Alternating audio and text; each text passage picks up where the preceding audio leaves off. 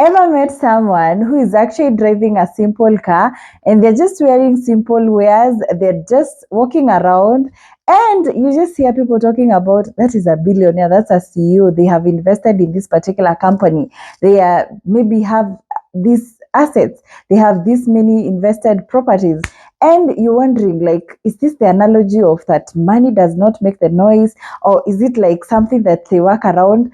And how is this strategically when it comes to money? I have decided that today we are going to talk about it and talk about how these people who have a lot of money tend to actually look that they are poor, the strategy behind it, the mindset around it, and the basic examples of people who you can relate and ideas they have when they're using this model of creating wealth. Hi guys, welcome again to another episode. My name is Jane Dishu and I'm a financial advisor. The first thing I want us to discuss is the psychology behind this whole thing. So the first thing they look at, they are more of minimalist and less of materialistic people. So they basically are looking more of like having the whole amount of money and minimizing on their expenses as they're trying to afford the amount of money, or they're trying to afford that thing they really looking for. So this is a person you might find that they are not looking into buy maybe the new model of a phone. They're not looking into flashy things like maybe a designer bag and such things, upgrading their car now and then. Most of the time they are working with, can I be able to afford this car model? Can I be able to afford it? Is it within my budget? Most of the time they are looking at being able to afford their lifestyle from their invested amount of money, not actually from their income. So they are always looking into more investment. They are always looking into creating more. So for them, they have the minimalist mindset. They always ask themselves, like, do I really need this? Is it important? How is it going to help me financially? How is this going to give me the freedom? And that's the whole analogy behind the being financially free. And for wealth creation, it's somehow something that you have to really work on below your means as you're growing yourself there. And when you get there, most of the time you're trying to reinvest your money. And most of the time, I know you have had this phrase, if you cannot afford it twice, you cannot actually afford it. I think that is what most of these wealthy people actually live within.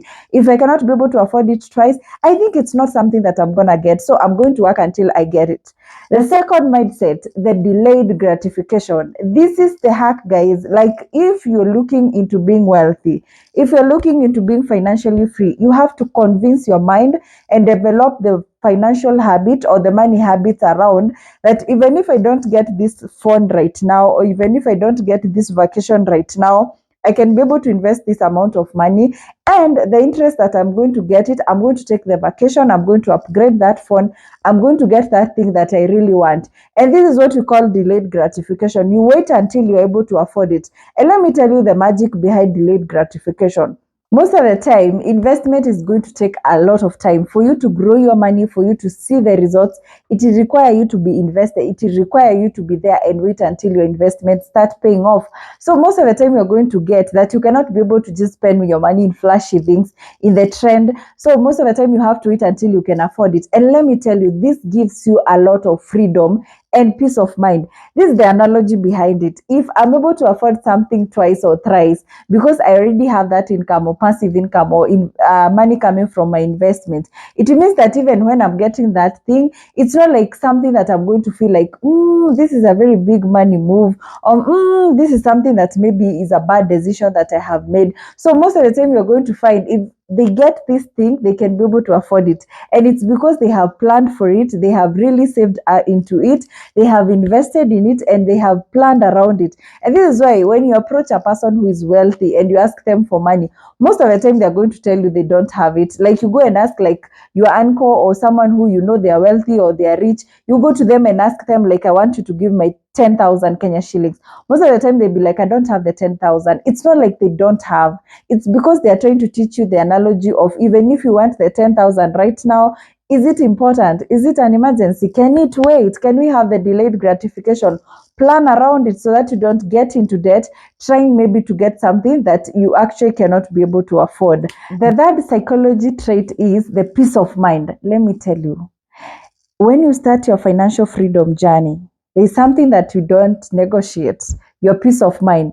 So if that thing is going to cost me my peace of mind, if that thing is going to cost me my piece of maybe finances, if it's going to get me into a place where I cannot be able to get out, I'm not going to get it. Most of the time when you asking yourself like, why do I really need a bag that is double the amount of money? With this particular bag, same color, maybe same design, even if it's not a designer bag, I still get the luxury, because you feel like my life is not a life where I have to project. I don't have to show people that I have the money. Like, I'm really working so hard to really make sure that I have the money. So you prioritize your peace of mind. You really, like, if that vacation is going to cost me, maybe my peace of mind is going to cost me maybe and bring me financial instability or financial problems, let it stay. I'm not going to take it. So peace of mind is very paramount. This is something that they really work around. You really focus on what is the longevity. How long is this feeling going to really accumulate? Let me tell you, I know of people who have really maybe taken vacations from money that they did not have. You just go out there, borrow a loan, take a vacation. And then the feeling is just that time when you were in Dubai, when you land in Nairobi like this, it just hit you that, oh my goodness, I have financial problems. Oh my goodness, I could not be able to afford that trip. Oh my goodness, how do I pay even for my rent? So most of the time, these wealthy people are like, it's a financial freedom journey. This is something that I have to do alone, so I don't have to keep it flashy. Another thing, the psychology treat around the peace of mind. When you don't show people that you have money, let me tell you, they don't depend on you. They don't have the whole entitlement thing. And most of the time, if you're a person who is somehow flashy, when you get out there and you're trying to pay off your bill, I'm very sure you're going to get it. That most people are going to be looking at you like, so you're the one who has the money. They're going to just look at you. And most of the time, you'll find that you're the one who's paying the bill. But the moment when you try to tell these people that you have financial constraints, that's the moment you realize, yeah, Kube, these people could split a bill. Kube, these people can be able to order something that is slightly below their budget, because you're not flashing your life. But the moment you show people that you have money, the peace of mind is taken away, either from people depending on you, either from you making bad financial decisions, or either by getting you in situations that you could not potentially be able to afford. So the other thing I want us to discuss is the strategy that they use. The first strategy they use is to avoid lifestyle inflation. Let me tell you, I know when you have more income, there's always something that is telling you, it's time you upgrade your things. It's time maybe you buy a bigger fridge. It's time maybe you change your seats. It's time maybe you change your neighborhood. It's time maybe you move to a bigger house. Like, most of the time, that is what your heart tells you. That is the immediate reaction into you having another source of income or having more money. But when it comes to wealthy people, what they're going to do, the moment they realize that they are making more money, they see an opportunity of making more money. So they try to really invest more of this money. So you really try to live within your means. If maybe you are having just a good lifestyle when you're earning 100,000, try to maintain that even when you're earning 300,000. This means that you have 200,000 at your disposal to actually create a lifestyle that you would want, like to actually get to where you really want. So it gives you a lot of room for you not to be flashy, or for you not to just flash your money out there, or for you to have maybe an expectation of a certain lifestyle, and you have room for growth. You have room to actually pace your financial freedom journey. The whole point in this strategy is to make sure that you really get rich, you really get wealthy, you really have the financial freedom. It's not like just about talking, it's about the numbers. Is the wealth there? How well invested are you? The other strategy they use is having a low profile. Let me tell you, these are people who don't want to make noise when they go out there. They're like, I want my investment to talk for myself. I want my name to be known, not my appearance. I don't just want to walk in a room and everyone is telling you you're well suited up. And then when we are leaving, I'm the only person who's taking an Uber home or a public transport because I don't have a car. Like, you guys, do you get it? Like, I'm not the only person who has to make a call, like in case maybe we are in a table maybe with a certain group or class of people, and they're saying like, we really want to invest $1 million. We'll always have that one person who's going to walk out like to ask, nikopeshe your $1 million, but most of us, we really want to get that point where if that decision was presented in the table, I have the liquidity, I have that amount of money. So they are really trying to be like, yes, I have the money, but when the opportunity is presented, that's when you guys are going to know that I have the money. That's the whole real deal, like to make sure that you have that low profile. These always protect them from scams. They always protect them from like whatever I just said, like the pressure of the society, like people just knowing that you need to maintain a certain lifestyle, or people just giving you expectations or bills or expenses that you don't have to take because they think you have the money. So having a low profile is a strategy, guys, to make sure that you have time to grow yourself, to make sure that you get to that level of financial freedom. The other strategy they really use is prioritizing on your investment rather than the appearance.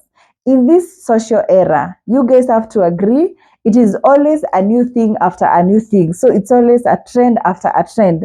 The moment you just bought a new phone because you're in iPhone 15 or 16 Pro Max, the moment you get your iPhone 16 Pro Max, we're already launching an iPhone 17. We're already moving from Stanley Cup. Now we are having a walking stand or something close to that. Like it's always something new. Like it never ends. It's a journey of people like really trying to make sure that we have a new trend after another trend. So one of the things, you must be very keen on what you prioritize. If you prioritize on appearance, your money will always be going to upgrading a new phone, upgrading a new car, making sure that you're making another wrong decision, making sure that you're not looking at your financial security. When it comes to maintaining a low profile, you have to have that priority mentality, just knowing that I really need the money. So investment is the first thing that clicks in my head. Investment is the first thing that I think of before I really think on maybe upgrading or getting into that flashy lifestyle. Let us do a reality check, because I know at this particular point you're wondering, is this something that people just say, or it's something that exists in our real life situation? So I want us to start from the word go, from that person, people who really don't have the wealth, but they're living the life. Like the social media illusions. Let me tell you, like social media can create a picture and you think a person who has money, maybe they don't have the money. And I want to give an example of maybe celebrities you have had. I'm not going to mention the names, but I'm very sure they're going to click your mind. Like a celebrity that you have had, they have been working so well, they have been traveling the world, they have this flashy lifestyle, they have this maybe designer handbags, they are moving the world, like they are living their life.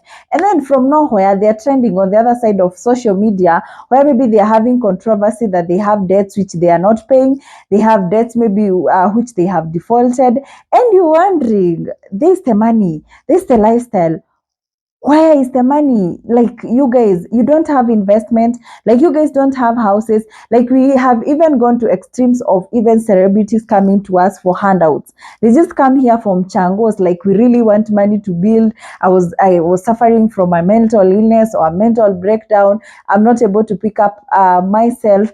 And I understand, like it feels like you guys are robbing us, like we thought you guys had the money. And let me tell you, this is something that has been created in our minds. When you see a big person or a person maybe who has a flashy lifestyle, we tend to assume that this person immediately they have the money. But you guys, from that case study, you guys have to agree with me that you have seen situations where it is not always the case that when you have a flashy lifestyle, you have the wealth. Most of the time, wealthy people are quite somehow reserved, they are quite quiet. And I'm going to give you an example of Dr. Manu Chandaria. You guys have heard of this Daktari, and you guys know this is a multi-billionaire. They have the money. They did an interview sometime back on KTN TV, and they were talking about their lifestyle and how they live their life.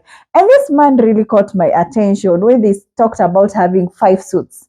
And I was wondering, why would you have 5 suits and you can actually have your own clothes line? Like you can just have your own clothes being manufactured and they're brought to you.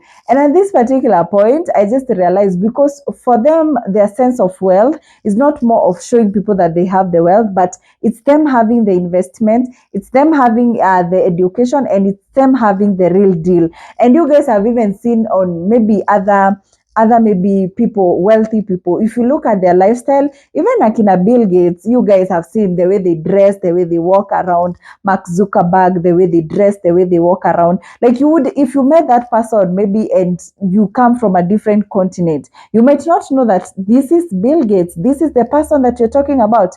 But most of the time, it's because maybe they already have the wealth. It's not more of showing it, it's more of living into it. So Simplicity is the best available thing. They go extra when it comes to their investment. They go extra when it comes to their money talking on behalf of them. So now you understand why or where we are coming from. The last thing is giving a typical example. Let me give you a situation which really happened to me in real life. So one day we usually like have these pop-ups where we have activations in malls, and then we were looking at people just walking in the mall, and then you just go and pick like a client, you just approach them, introduce yourself, tell them you're a financial advisor and you do this and this and this. So there's this guy who walked in, and then for me I was like, he's really looking at our tent, let me just go and say hi. And I went, said hi. He was just a simple guy. He was like in his late 40s. So I was like, okay, I'm just doing a courtesy because I'm a very talkative person. Said hi, and they were like, oh, you work with this particular company. So I really was looking for an investment. Let me do my shopping. Maybe we can have a sit up. And let me tell you, at first I was thinking like, okay, even if we are going to do an investment with this client, I'm very sure like it will be like on the bare minimum, because the way they look, slippers, just they look just like any normal person. And me, I waited for this guy. We sat down and then we had this conversation. Let me tell you, the moment they were mentioning the businesses they have, the moment they were mentioning about their wealth, and I was like, okay. So they were not even looking more into investment. They were looking into protecting the wealth they have already accumulated. And I was wowed. I was like, okay, at this particular point, it's never judge a book by its cover. Like, they don't look the wealth, but when you sit down and have the conversation, that's when you realize like, okay, you are a multi-millionaire, and that's it.